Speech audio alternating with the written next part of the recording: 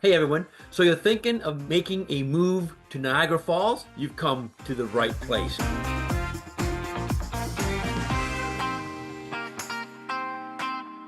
I'm Scott White, my wife is Ellen White, and together we make up the Ellen and Scott Realty team with Revel Realty. And this video channel is all about living here in the Niagara region. And today we're going to look specifically at Niagara Falls. Talk all there is about Niagara Falls, so hopefully after this video, when it's all said and done, you will have a great idea what it's like to live here in the honeymoon capital of the world, they say. So whether you're looking at moving in 9 days or 90 days or maybe even in a couple of years, do not hesitate to give Ellen and myself a call on the phone, shoot us an email, or give us a text. We are here to help make your transition to Niagara Falls as smooth as possible.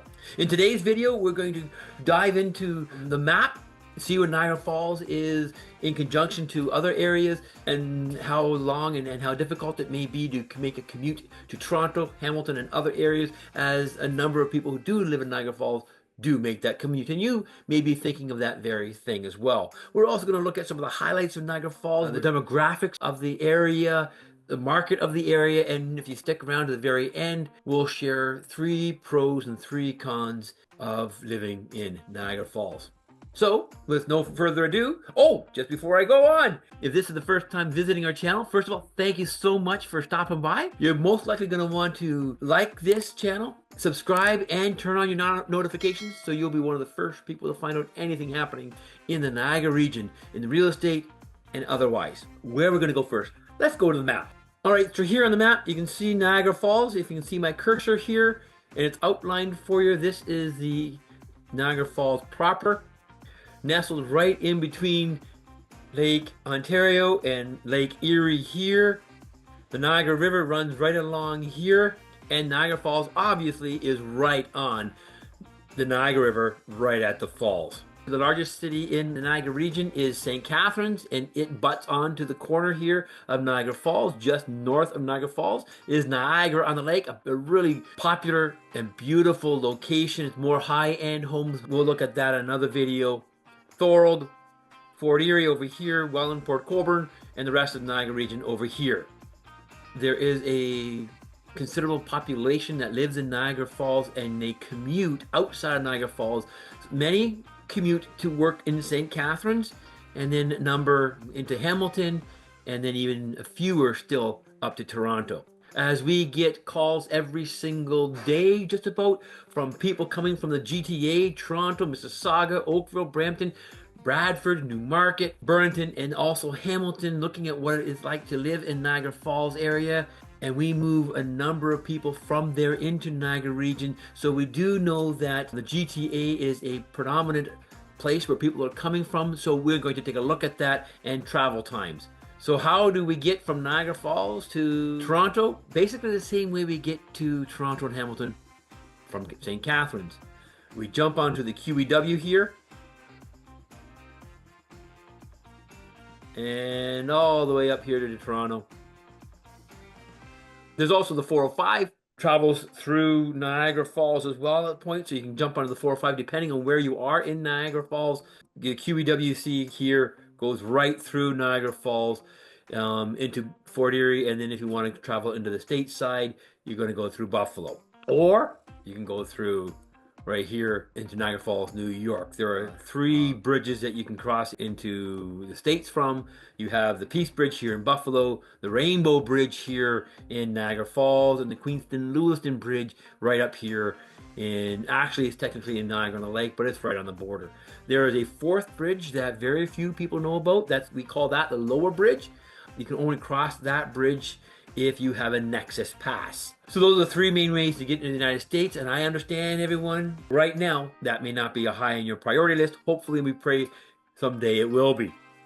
So here you can see you take the QEW into Toronto. That will take you about an hour and 10 minutes to go from Niagara Falls to Union Station in Toronto without traffic. If you're hitting traffic, you can be looking at 2.5, maybe even 3 hours. Unless, of course, all of us know of the 407. The 407 comes right up here from Burlington, and you can jump on the 407 and get into Toronto. And that will take you an hour to 2 hours, depending, again, where you're going into Toronto. You can take the QEW to the 403 again and up to the and stay on the 403, go up to the middle part and north of Toronto. It all depends where you're going. These are different routes. You can also take, if you really want to stay off the highways. If you're not a big highway traveler, you can always take the Lake Shore all the way in from Toronto. And that's a much slower path to go because you're going through Oakville and the other areas. You're not going at 100 kilometers an hour, but you're also getting limited traffic until you, of course, you hit Toronto. So if you don't have to go into Toronto and you want to go into Hamilton for work or what have you, you get on the QEW. The QEW is the main thoroughfare here through the Niagara region, and it's a quick and easy jump onto the QEW pretty much anywhere in Niagara Falls. So you take the QEW and you can come up here to the Red Hill. You can get off at Centennial. You can go across the Burlington Skyway, back onto the 403 this way and come in the back way. There are a number of ways to get into Hamilton. If you are afraid of the highway, as some people I know are, all you do is take the back road on Highway 8. And Main Street takes you right into Hamilton that way. That trip will take you a little bit over an hour and usually not much traffic. So talking about traffic, that's one of the beautiful things about living in all of the Niagara region, even including Niagara Falls, is the lack thereof traffic, especially compared to Hamilton and the GTA. Any one of us who lives in this area, we know that traffic from Hamilton to Oshawa can be quite hectic. Even up to Bradford, Newmarket. The Niagara region is a much slower paced, little bit of traffic. One of the issues you're going to have in Niagara Falls will be the summertime traffic and around the falls area, Lundy's Lane, Clifton Hill, simply because of the vast influx of tourists that Niagara Falls gets. So that pretty much covers where Niagara Falls is on the map and how you can get around, travel time, etc. So let's jump out of there and just talk a little bit about the demographics of Niagara Falls. So then there's shopping here in Niagara Falls. The first place we could introduce you to is Niagara Square, a long-standing mall here in the Niagara Falls area.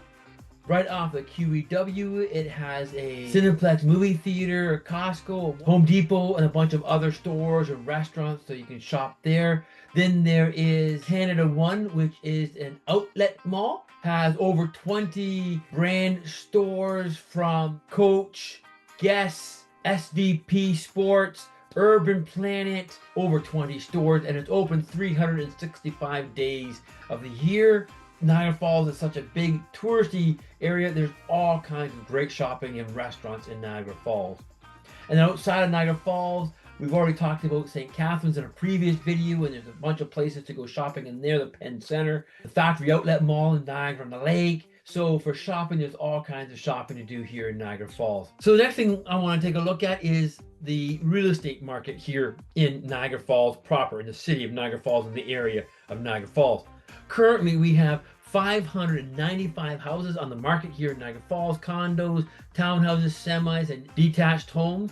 Out of those 595 homes, we have 102, get this, 102 homes under $500,000 in Niagara Falls. And out of those 102 homes, 61 are townhomes, detached or semi-detached. Between $500,000 and $800,000, we have 277 homes, and 98 homes between 800 to $1 million, and 118 homes over $1 million. So no matter what your budget is, you can find that here in Niagara Falls. First-time home buyers, downsizers looking at reducing their mortgage can get homes easily under $800,000. Many, as I already mentioned, under $500,000. Niagara Falls is very representing the rest of Ontario. The market is a little bit flat. It's a very strong buyer's market right now. Houses are staying on the market 40 to 50 days. We have about 6 months of inventory. It's very typical with the rest of Ontario. Prices have been coming down slightly over the past couple of months, and sales have been struggling. Now, I'm going to say, as the spring market is coming on here, I'm filming this right now in June. Sales are beginning to pick up here in Niagara Falls. So I would say for buying, this is a great time to purchase a home in Niagara Falls. prices might drop down a little bit more, but we are expecting prices are going to be going up. Sales are going to go up. With the interest rate still relatively low, looking at a great time to be purchasing a home here in Niagara Falls to get you the most home with the least amount of money. So that pretty much concludes our video for today, except we're going to just right now summarizing everything up and looking at the pros and cons as we were discussed them already in this video. I personally like to bookend my conclusion with one pro in the beginning and a pro at the end. So let's do that and start off with what we were just kind of talking about. The real estate market in Niagara Falls here is affordable.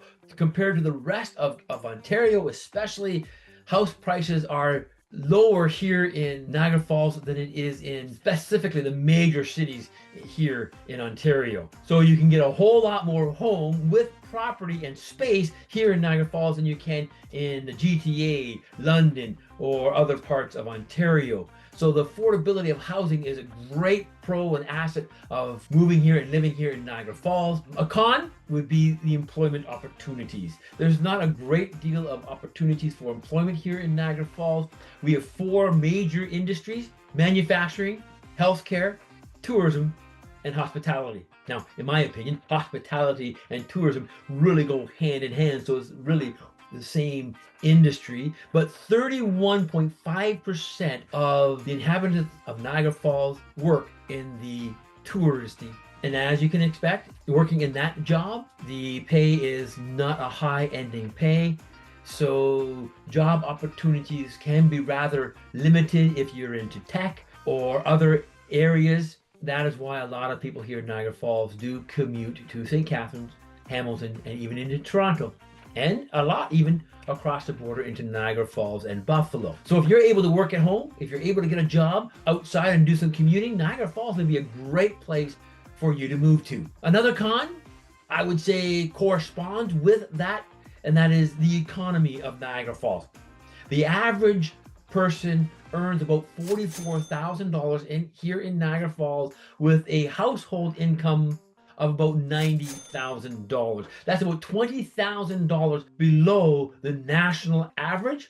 And actually, Niagara Falls is one of the lowest income areas in all of the Niagara region. It is not the lowest, but it is one of the lowest areas for wages in the Niagara region. But as I said, if you can get a job outside of tourism, get a better paying job commuting to other areas in Niagara or outside of Niagara, that is not that big of a con. I would say another con would be for those of us who live in the Niagara region, for those who live specifically in Niagara Falls, though tourism brings a lot of economy to the city and a lot of people get their work and their jobs and their income from tourism, it is also probably one of the biggest complaints that people who live in Niagara Falls have, especially in the tourist season, running around June to September. The city of Niagara Falls has a population of about 95,000 people, and the tourists that come into this city, especially in this peak hour, is 12 million